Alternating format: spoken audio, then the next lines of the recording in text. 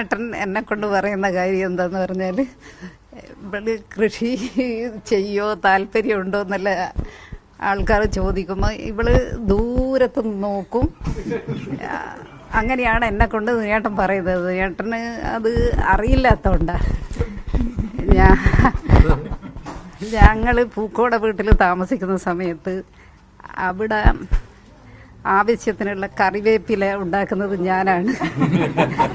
പിന്നെ അത്യാവശ്യം അവിടെ കുറച്ചൊരു 14 സെന്റ് സ്ഥലമേ ഉള്ളൂ.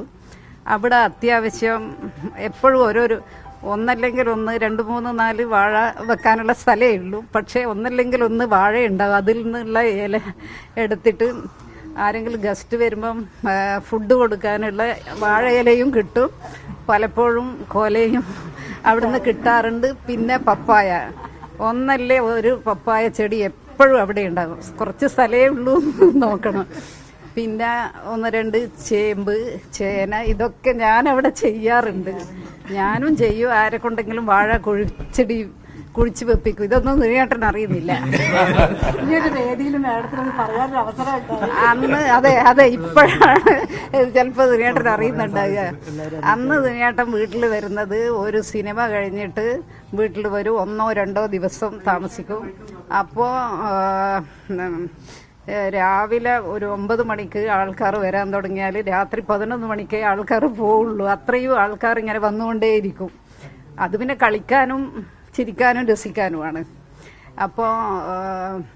അപ്പോൾ ദിനേട്ടനൊരു വിവരവും നമ്മളെ വീട്ടിലെ പറമ്പിലോ അങ്ങനത്തെ കാര്യങ്ങളൊന്നും അറിയുന്നില്ല. അപ്പോൾ അത്രയും എനിക്കിഷ്ടമാണ്. പിന്നെ ഇവിടെ വന്നിട്ട് എനിക്ക് സമയം അങ്ങനെ കിട്ടാറേ ഇല്ല.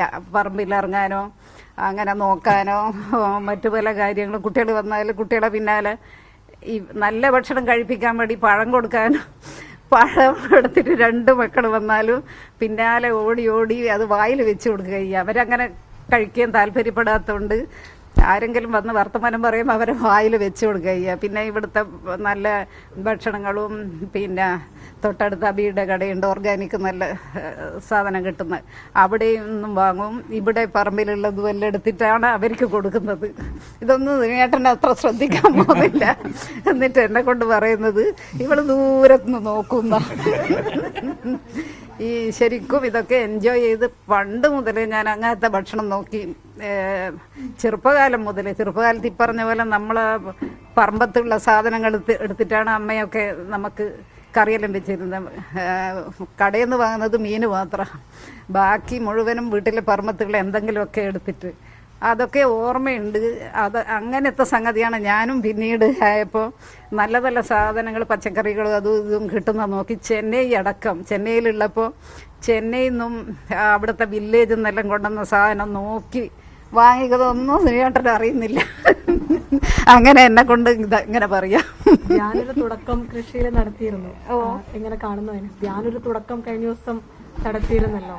അതെ അവനും ഇഷ്ടമാണ്. അവന് ഇവിടെ കൊച്ചിയിൽ എവിടെയെങ്കിലും ഉണ്ടെങ്കിൽ ഇവിടെ വന്ന് കിടന്നുറങ്ങി ഇവിടെ പോകാനും ഇവിടെ താമസിക്കാനും ഒക്കെ ഇഷ്ടമാണ്.